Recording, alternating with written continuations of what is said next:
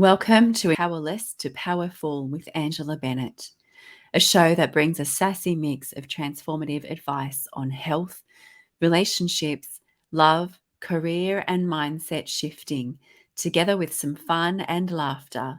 Powerless to Powerful with Angela Bennett begins now. Welcome to Powerless to Powerful podcast and show. My amazing guest today, who I'm so excited to get to know even on another level, is Dr. Euvonka Farabee. She's a co-author in the book with me. Oh, can you see that? Who wouldn't serve a God like this? Yay! Right. This is Love such, it. yeah, me too. This is such a great book. Mm-hmm. Dr. Euvonka, who I will allow to introduce herself in a sec, but I'll give you a quick rundown. She's a master chaplain and coach, a transformational motivational speaker, author, and empowerment strategist who's shared the stage with John Leslie Brown, who is the son of the great Les Brown.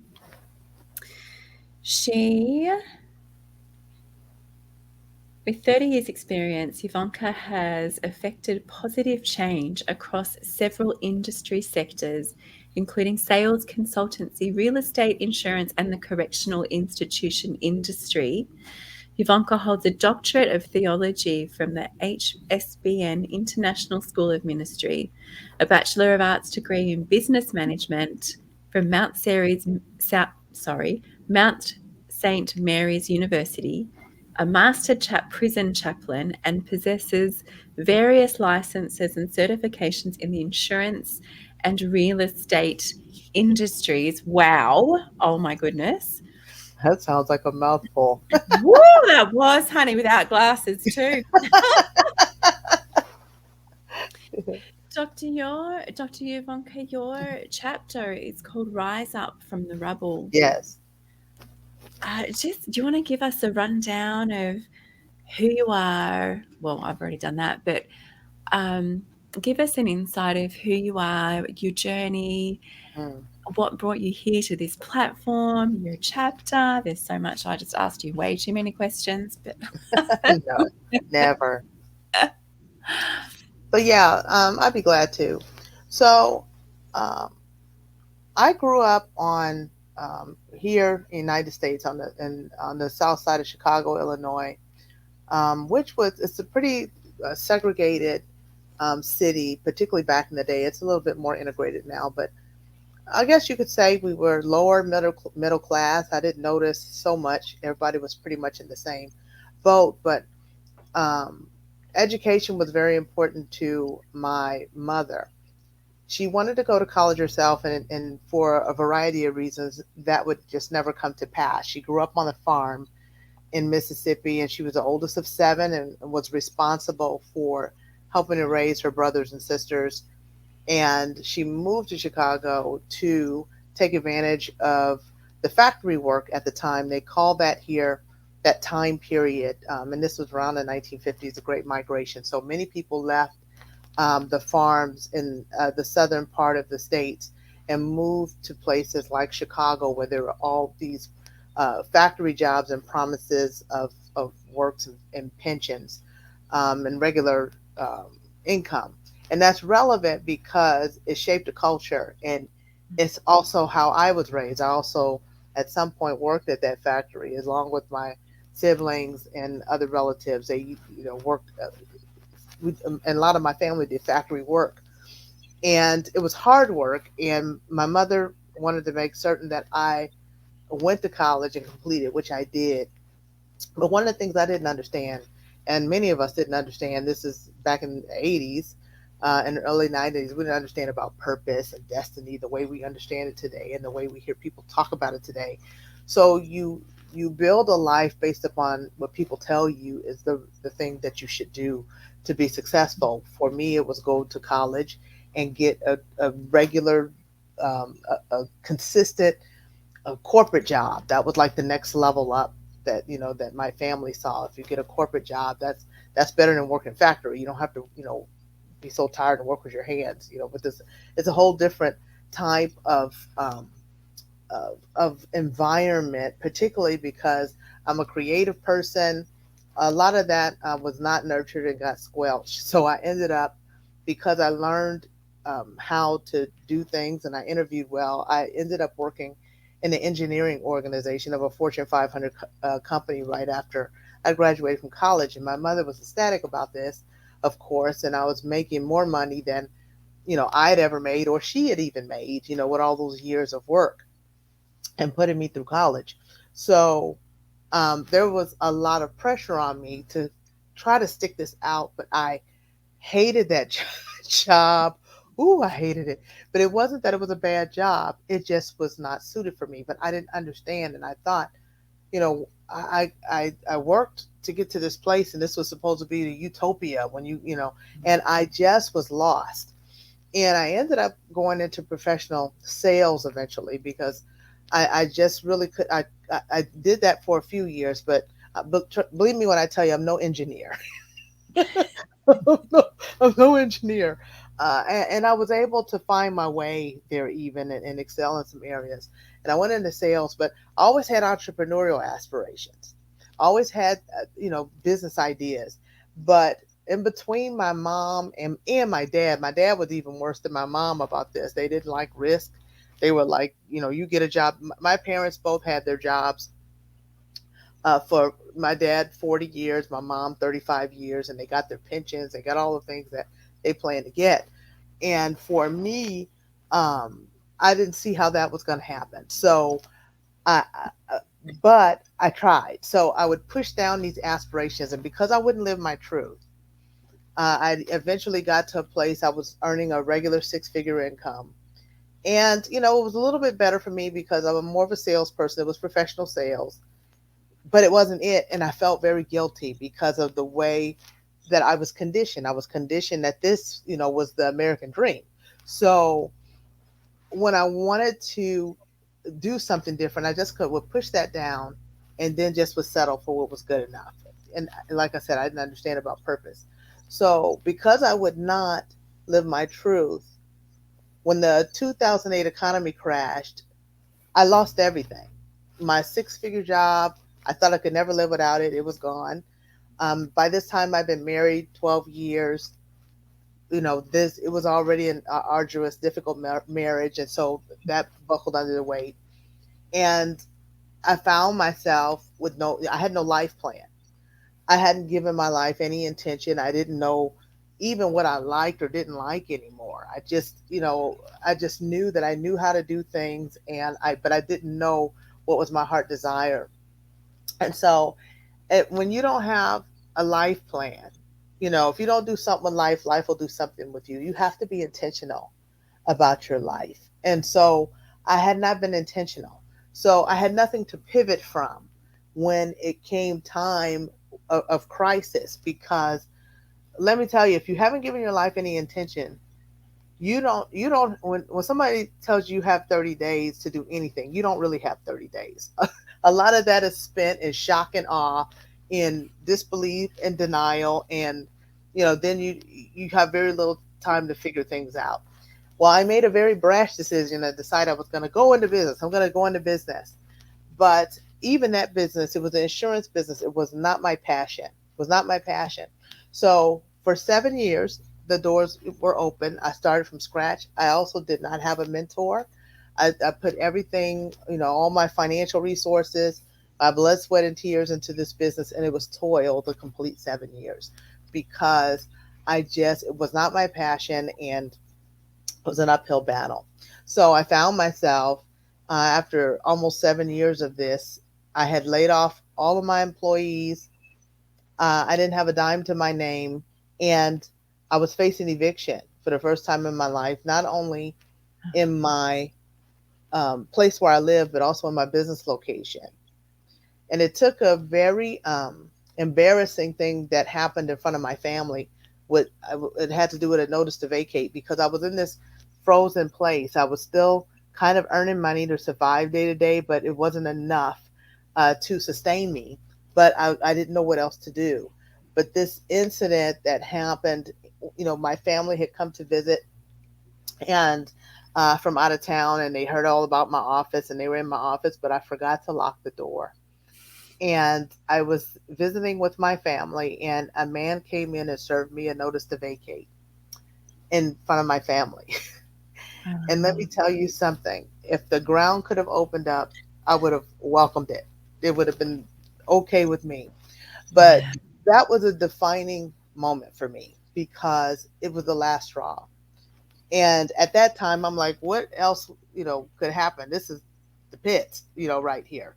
So I just decided to let everything go. I stopped trying to make everything work, and I scrapped everything, and I started over from scratch. So, and God was very merciful to me during this time.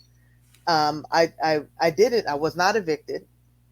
As a matter of wow, fact, while I did, I think I had 9 days to find someplace to live, and I was able to find some place. I wow, was renting a room from a woman.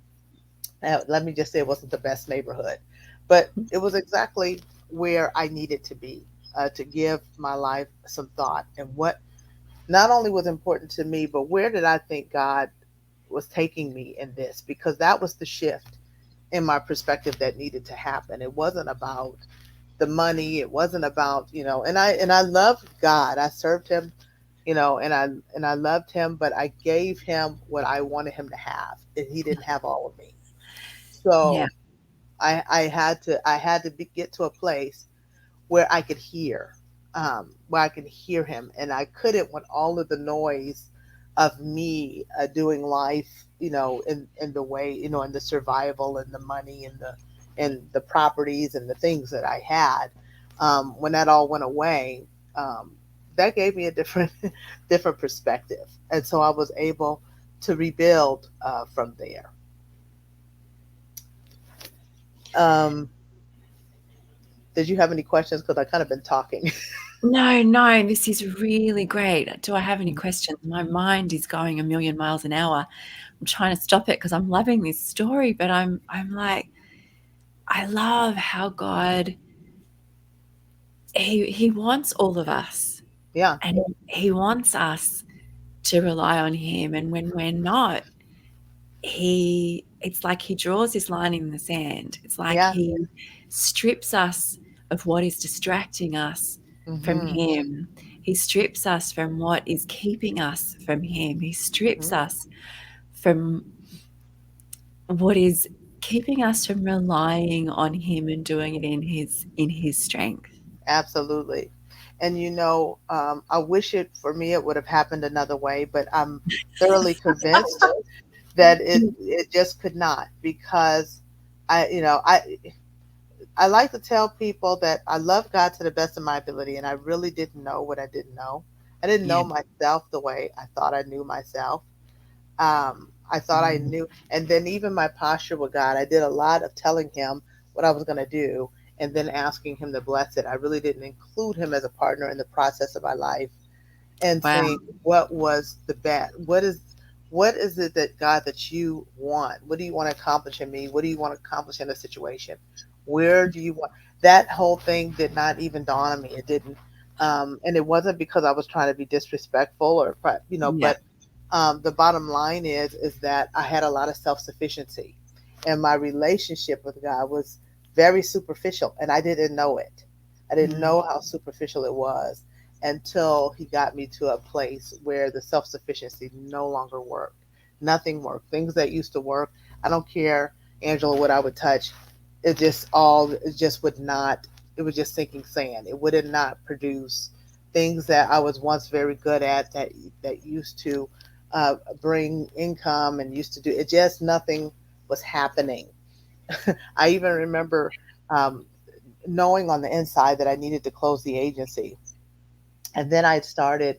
By this time, I had gone into ministry, and I was doing a chaplain.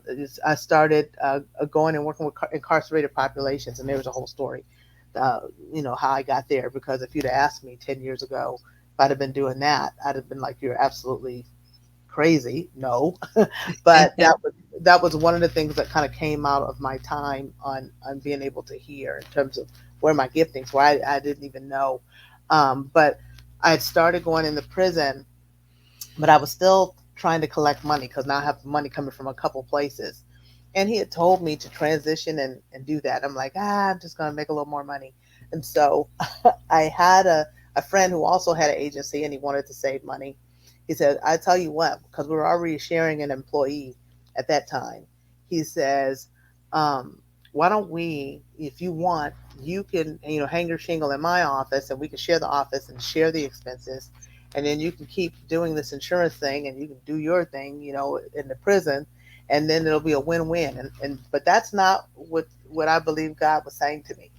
But I pushed past that because I'm like, oh, okay, yes, I'm going to do it. Do you know that within the month, he came and he told me that the man that I was going to do this with, by this time, um, I'm going to leave my office. And he says, oh, my wife just got the best job ever. The salary is the best, and we have to move to Atlanta. It's a whole nother state. So I'm going to have to close my office. I was like, you have got to be Wow. you couldn't be God couldn't be any more clear. Like I said, close the office, and so I went to go try to over here to keep it open over here, and that got closed down within the month. So um, that was it for that. Yeah, it's really interesting. I really like this story because in the Garden of Eden was the snake, Hmm. and the snake belongs in the garden. Yeah. It's a garden, it's a snake. That's where you find a snake. Hmm. And when you talk about God told you to close your office and someone offers you the opportunity to work with them, it's like it belongs. It works. Well, obviously, Hmm. this sneaky little offer just it obviously, It it's meant to materialized. be. Yeah. It's meant to be. It's amazing how things that are not for us, that the enemy can show us, they belong. It's like they belong into this situation. And so Yes. it's like, well, of course this is going to work.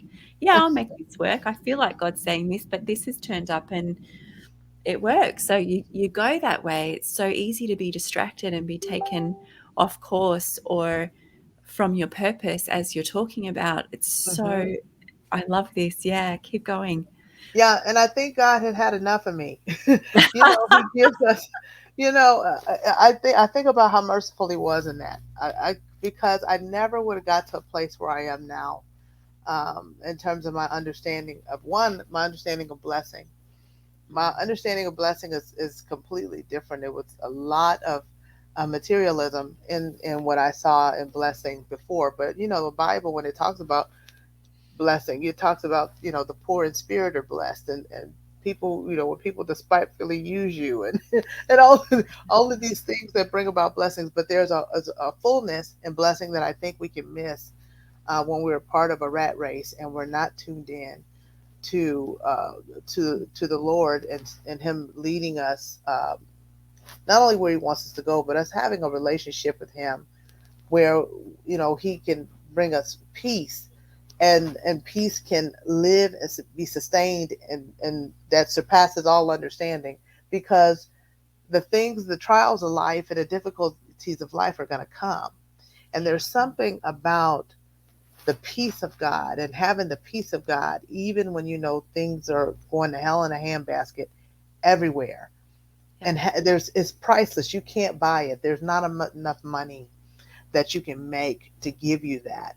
And I'm so grateful I was able to experience that. Even when I got my cancer diagnosis, it was the grace of God that I got that. I woke up one morning early, and it was a still small voice that told me to um, check my breast. And I thought, I was half asleep, but it was a strong impression, and literally, I went right to it. I went right to it, and it was an abnormal growth, and I knew it was cancer. I knew it was. Mhm. And my first response, it was a righteous anger. I was so angry. But the peace of God was able to sweep in because I had been seeking Him for some time in times of peace. When that's the time to seek out the Lord is in times of peace. so that when the trouble comes, he's already there. He's been with you, you've communed with him. And so the peace of God came on me. And it needed to be there because if anybody out there is listening that has had something like an illness, or you've had cancer diagnosis or anything like that, things don't happen as quickly as you would want them to. The doctor's appointment where I could even get my ultrasound, it was not overnight. It was days or we and getting the results back, and then going to the it's all a lengthy period of time. The chemo, the radiation, it takes time. So you have to have the peace of God to know that you're going to come out on the other side and that it's not your time. And I know that I had that, and I knew I was going to be okay. And it was confirmed in so many ways to me so that I could go through what I needed to go through and know that it was not, a waste of time, that God was not going to leave or forsake me, and that. And I had an assurance in my heart that whatever the outcome was going to be, it was going to be okay. I wasn't going to allow that circumstance to make me believe that it was my demise. It was the understanding that no matter what happens, I win because I'm with Christ. But Yeah. I knew that I was going to survive that, and I stood on that. But it was the peace of God that allowed me to do it. It was not my own strength. It was not my Mm. own courage and all that kind of stuff. It was the God that was living in me that was propelling me, and that gave me the confidence to know that I could not only survive it, but I would take it and I would use it to help anybody else who was going through trials and tribulation. Yeah. Makes me think of Beauty for Ashes. There's, Absolutely. I c pardon? Sorry. I said absolutely. Yeah, I can really relate to what you were saying about your peace in the storm. This Hmm. has been 2022 has been the most tumultuous year for me, Mm. with trauma that revealed itself, decades of trauma that had the opportunity to reveal Wow. itself, and I had to heal through. And Mm. through the moments of despair and just desperation where it was just so heavy I could barely lift my head, Mm. I had a peace. It Yeah. and there is nothing, you cannot explain it, and it does surpass all understanding, but Hmm. it is a peace and a comfort that we get, that we receive from God Yes. through the moments when we need him the most, through our darkest moments. And I remember spending hours just on the floor behind me in my office, bawling my eyes out, crying out to him, snot everywhere, Yeah. next to no dignity left because I'm Yes. just so distraught and Yes. desperate. And but there was peace and there was joy, peace Yes. and joy. And I'm like, Isn't that amazing? I've had all the material stuff, Hmm. and I've had nothing. And there's no material thing, no car, no shoes, no handbags, no relationship status that can bring a peace and a joy that is so deeply rooted and ingrained in your veins, in your Yeah. soul, Yeah. like that. And Hmm. that our Heavenly Father gives us. And I love that. And there's a quote that I love, I can't remember it exactly, and I don't know who said it, but the storms don't come to destroy us, they often come to clear the path. Yes. I've And heard that before. yeah, and I love it because it's like everything that I just went through, like you were saying. Sorry, I can't remember your words exactly, but you were talking about everything that you're going through will Hmm. be to bring freedom and hope to someone else, to empower someone else who is then going to go through something similar to what you've been through. Yeah, and what's been key is the change in perspective, because the challenges don't change, but your perspective can change everything. It's that Wayne Dyer quote that says, when you change the way you look at things, the things you look at change. Mm. And that's when it comes to adversity. and the things, even in my coaching practice and things when I talk to people, the perspective is everything because that's how you're opened up for strategy so that you can see your way out. And you need to be able to see your way out and strategize and think because you're getting new skills along the way. You're getting, you're going to a new level in your life. And it is a place God is taking you when you're going through the adversity so that when you come out, you're a sharper and you're a smarter soldier because there are things that we all have to accomplish that require us to be able to be good soldiers and to be able to fight and to take good courage. And that doesn't happen. Victory doesn't happen without war. Mm. So when the war comes, what is the perspective so that you can gain the footing that you need to and allow God to give you peace along the journey, even when it's arduous, even when it's difficult, so that you can graduate and then you'll be stronger. Because what happens is when we elevate to a new place, we have a broader reach, we have a broader perspective, we have more eyes on us. We need to be more mature, we need to be more agile so that we can lead effectively because we're called to lead. We're called to lead in every aspect of our life. It could be in our household, in our families, on our jobs, in a business, in the community. And Mm. so it takes a maturity because life can be challenging. People can be challenging. And Yeah. and how and the question is how do we stand up and how do we govern ourselves because at the end of the day we'll draw men unto us but we have to treat them like God would treat them.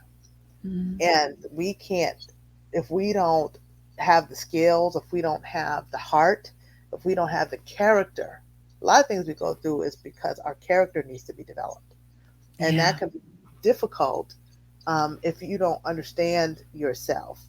And sometimes when pressure is applied, boy, you can find out who you really are and who you're not.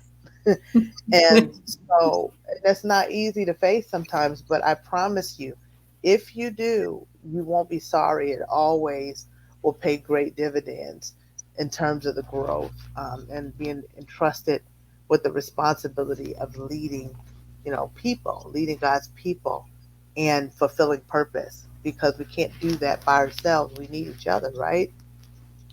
Yeah, we do. Hmm. Hashtag better together. Right. No, Absolutely.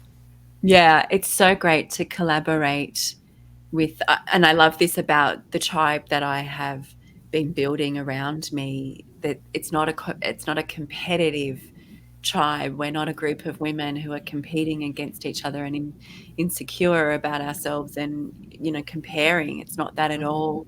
It's collaborating and elevating and empowering each other and Yeah. encouraging and all the E words. And Hmm. it's so wonderful. So, this actually kind of segues into my empowerment quote, which is do not be silent, raise your voice, be the light in the dark. It's by Kalynn Bayron. Hmm. What do you think about that? Be the light in the dark. Read it for me again. In the Yeah. beginning is, So, do not be silent, mhm, raise your voice, yeah. be the light in the dark. So this definitely goes. The reason I asked you to repeat it because the raising your voice, the part of the adversity that we go through and the need to overcome it, and when I talk about gaining skills, is learning how to raise your voice, but to say the right things in the right way. Yeah. So there is in our brokenness a way that we can raise our voice that's not conducive to our purpose. It is um, it, it can be an adverse response to our pain that is not um, using the pain to leverage um, healing and also to leverage leadership, because pain can be used for that. In terms of how we speak about it and how we see it, and how we experience it. That doesn't mean that it's great. It doesn't mean that it feels wonderful. It's very hurtful. It's hurtful when you are going through illness in your body, and you have to be strong. That's why the name of the chapter is "Rise Up from the Rubble," because it takes some determination to look at the adversity that's surrounding you, and to find how you could take a piece of that and rebuild your life, and to have the skill to do that. So um, we do need to learn how to um, not be silent and raise our voice, but at the same time, we have to be the light. We have to be the light in the darkness. We can say things that can aid darkness, but we want to be the light. And I also want to say about that is, don't mistake darkness for the absence of God. God is always there, even in the darkness. And in Genesis, even when darkness was there, and when He spoke light into existence, God was still there. He was hovering there. And the trick is that we can believe that when we're going through the darkest times of our life, that God is absent. But nobody knows suffering like Jesus Christ. And you couldn't have anyone better to come alongside of you to help walk you through your adversity and your pain and your struggle, Yeah. even if it you don't understand why you're not being taken out of it right away. You're gonna survive it, and you're gonna be stronger for it, and you're going to be able to do more and be more for what it is that you desire to accomplish.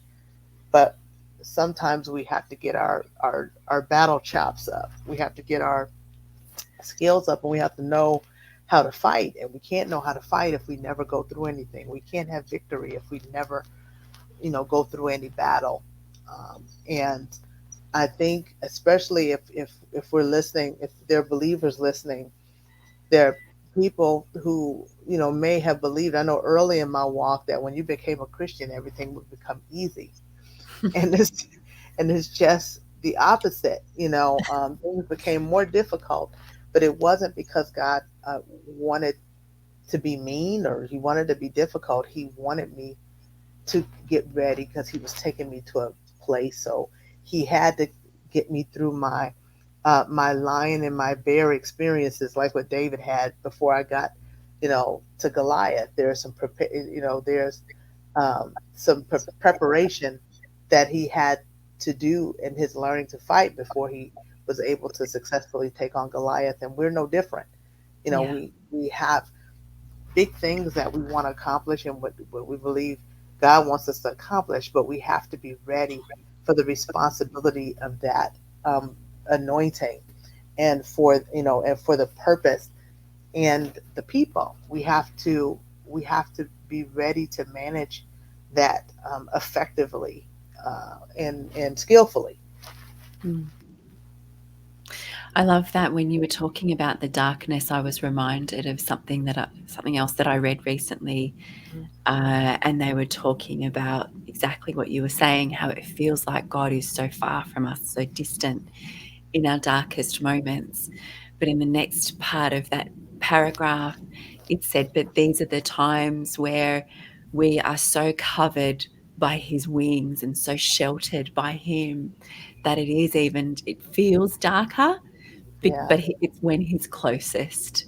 It's Hmm.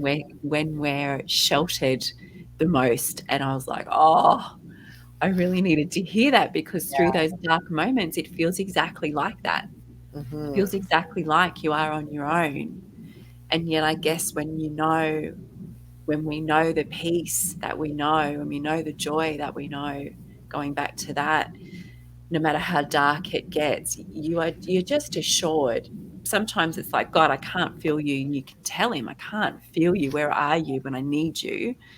Hmm. But deep down, we know he's there. We know he's got us. Oh, Yeah. And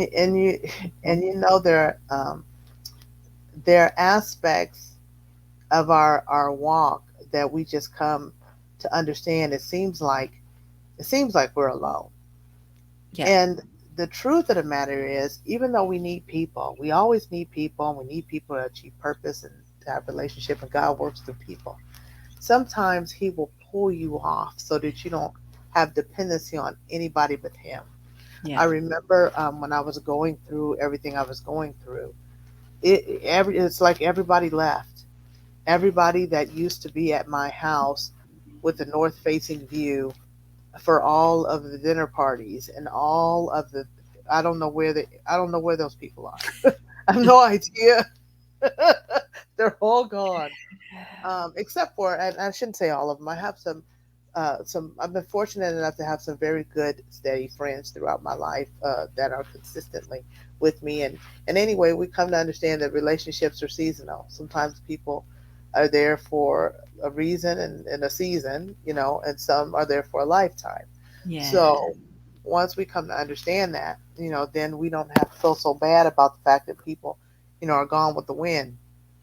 You know, so, um, but I remember there was times I just felt like, even my family didn't understand because what I didn't do, I didn't go back to the life that I lived, and my family. It took them about 2 years to accept that I didn't have money. They just could not believe.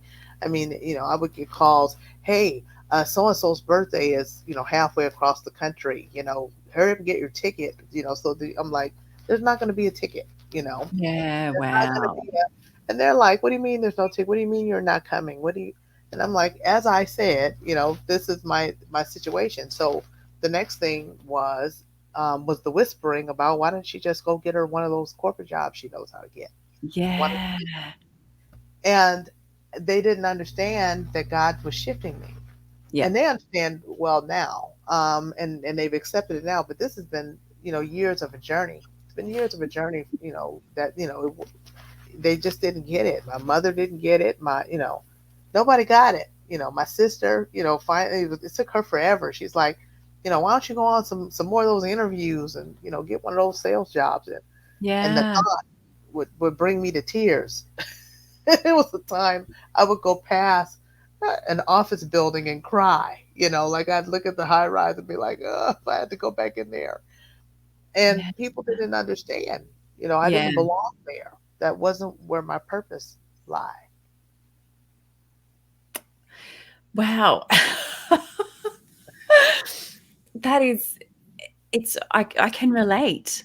I Hmm. can relate to uh, experiencing income like that and then having none or next to No, none. Just it was that, it was like, manna. It was daily manna. yeah, Yes, yes, everything changes. Everything changes. And through, I don't know about you if you experience this, but I had to, like, I had to, the transition had to catch up. The yeah. transition of that change. So one day it is what it is, and the next day it's not that. And that's cool. I'm okay with change. But that, yeah, the process of the transition and trying to catch up to, oh gosh, I can't actually go and buy that other handbag that I really like. I was just thinking that, and I, I was like, boy, oh boy, did I have a couple bags in here. I'm like, I can't believe I spent that. You Yeah. know, and it's you know what, and this is what I want to say too, because I don't want to put anybody in bondage that likes nice things. I love nice things, and there's nothing Mm. wrong with that. But I know in my particular situation, um, God dried all that up because it was noise for me. Yep. It was noise, and I couldn't hear Him clearly as long as I had all of my accoutrements and creature comforts. Yeah. So that's why a lot of that went away for me. He may not, and I hope he doesn't have to do that with people. But what I do want to say is be open, whatever he's doing. Be willing to sacrifice, because that's really what it was about. And the Mm. transition for me was difficult. I would love to say that as soon as I closed, everything up, that then I was good. No, I fought all the way down. I was grabbing on to every tree Yeah. limb and everything on the way on the way Mhm. down, trying to maintain my life, even to an extent. I was able to sell my house, thank goodness. Yeah, amazing. I didn't.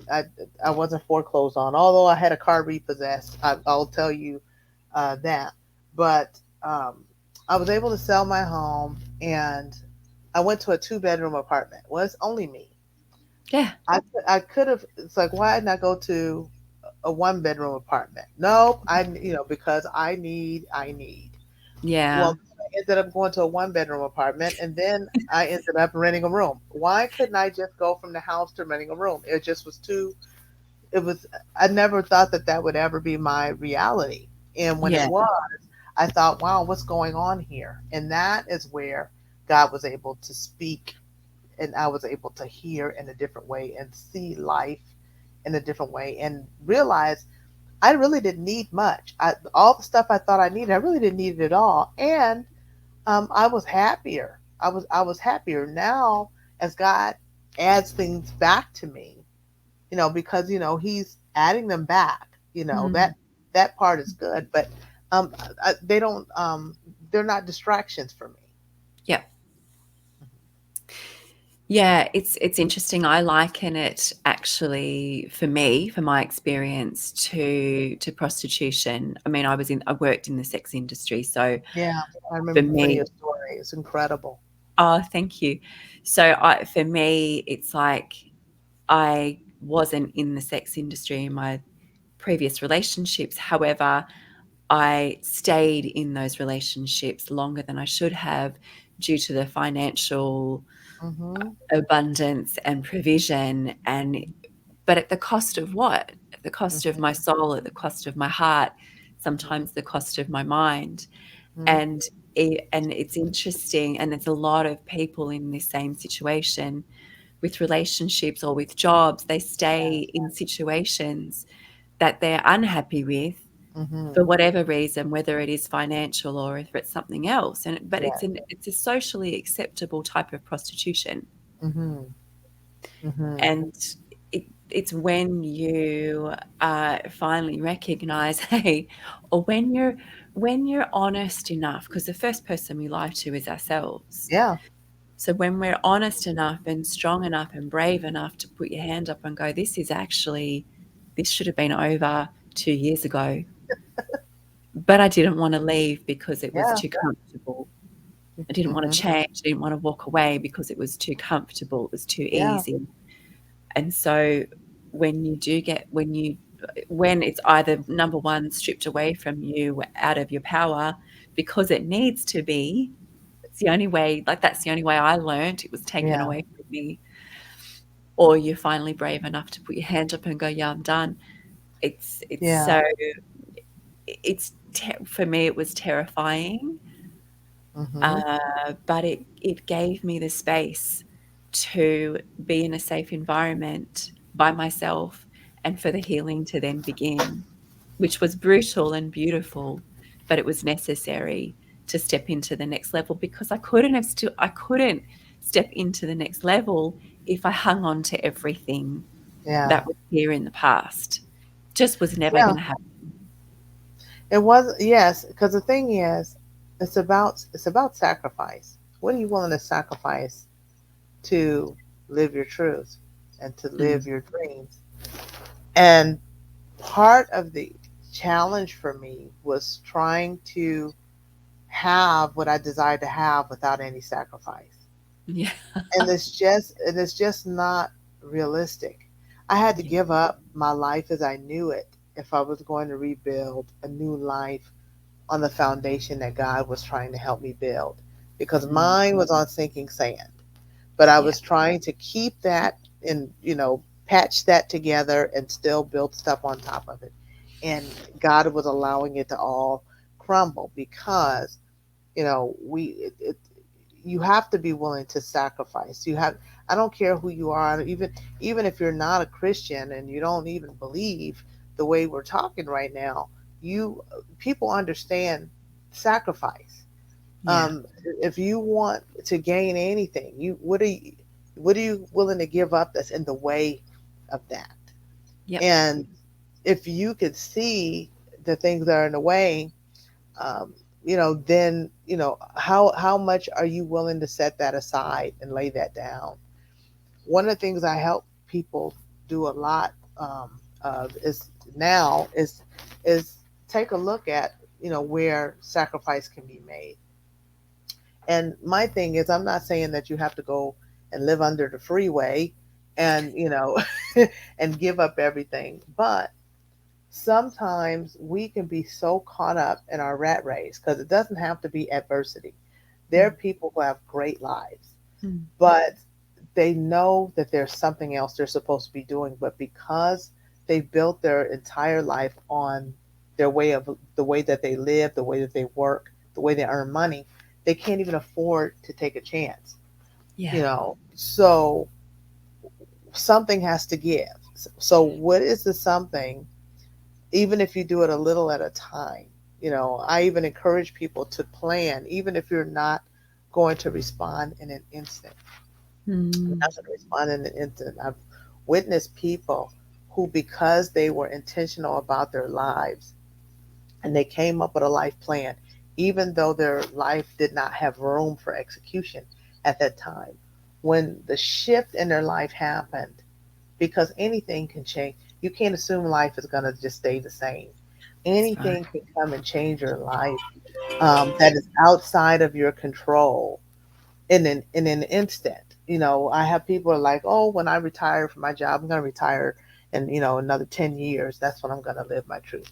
Oh, when I can get these kids off to college, that's when I'm going to. Yeah. You'll be surprised at what you'll be able to accomplish if Yeah. you. It's a reason that we're to make the vision plain and put it up on tables, Yeah. and you don't know what opportunity it will come, and it'll come out of, sometimes things are outside of your control. What if they give you a pink slip and say, hey, but we're going to give you a severance? But if you have a plan, you can kind of think on, okay, maybe we can make some changes here, and we can make my dream work, or we can make your dream work. Yeah. But if you haven't thought about anything, that's Yeah. where you're forced back into a place that you never wanted to be in the first place. Exactly. Hmm. Oh, that's a scary place to be for some of Hmm. us. Hmm. Yes, So, yes. Dr. Euvonka, I'm just wondering what is the most important thing that you've learned in your life? I mean, you've shared so much already. Probably in being open. Part Yeah. of the struggle that I suffered, the reason I suffered is because I was so rigid Yeah, in right. believing that I had the answers and I knew the direction. You have to be teachable, and you have to be pliable, and you Yeah. have to be humble. The other reason that I experienced so much loss is because I was not humble. I didn't understand that. And that's an ugly thing to come to understand about yourself. And if you'd have asked me, before all that happened, I'd have told you, of course, I'm humble. And, because Yeah. I was a nice person, I'm a nice person. And I had humble moments, Yeah.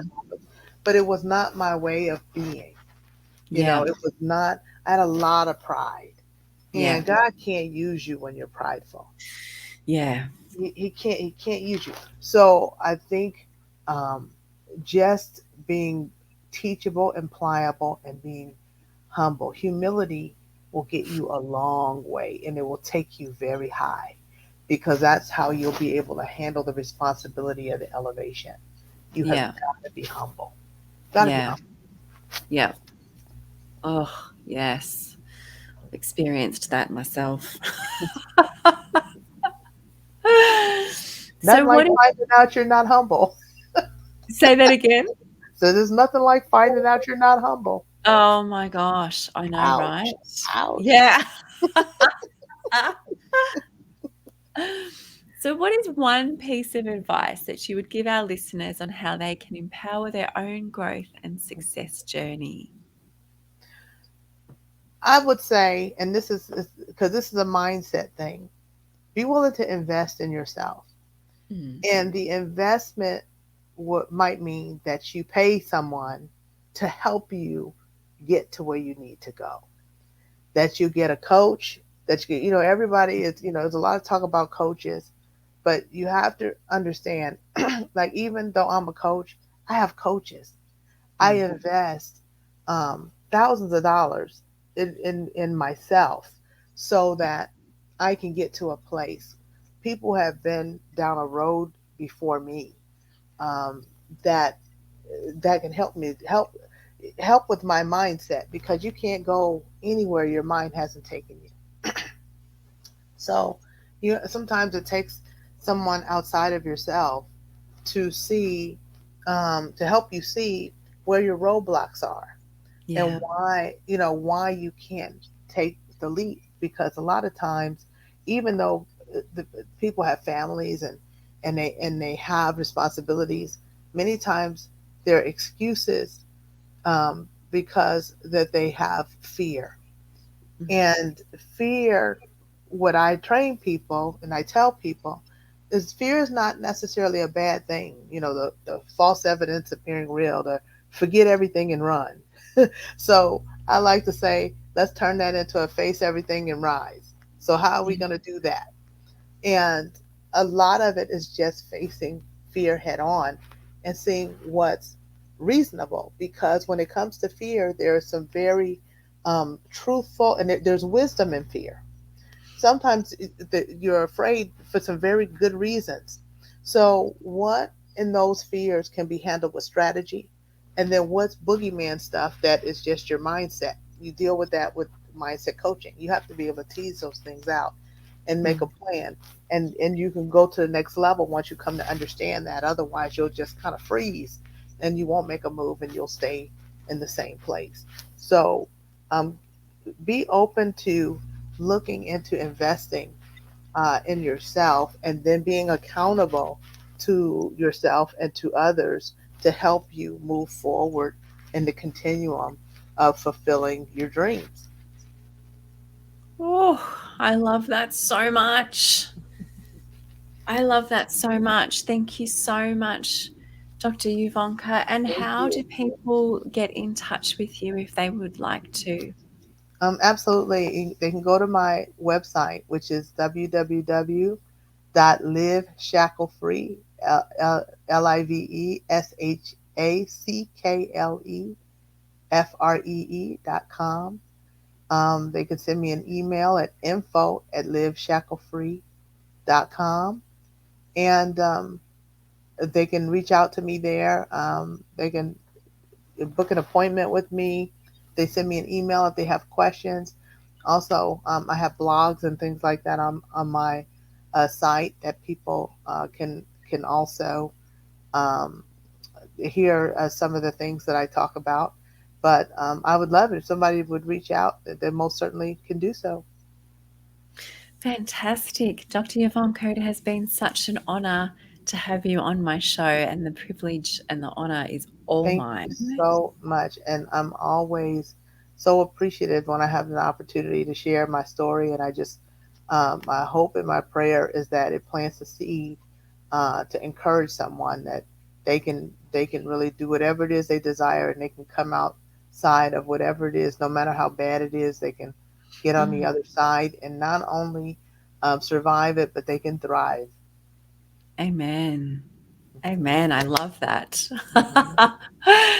Thank you so much. Thank It's been an you. honor, and I will talk to you soon. Thank you so much. Bless you. Thank you. Follow Angela on Facebook and LinkedIn at Angela Bennett, on Instagram at angieb_transformations, or visit angieb.com.au. And remember, your past does not define you, it refines you.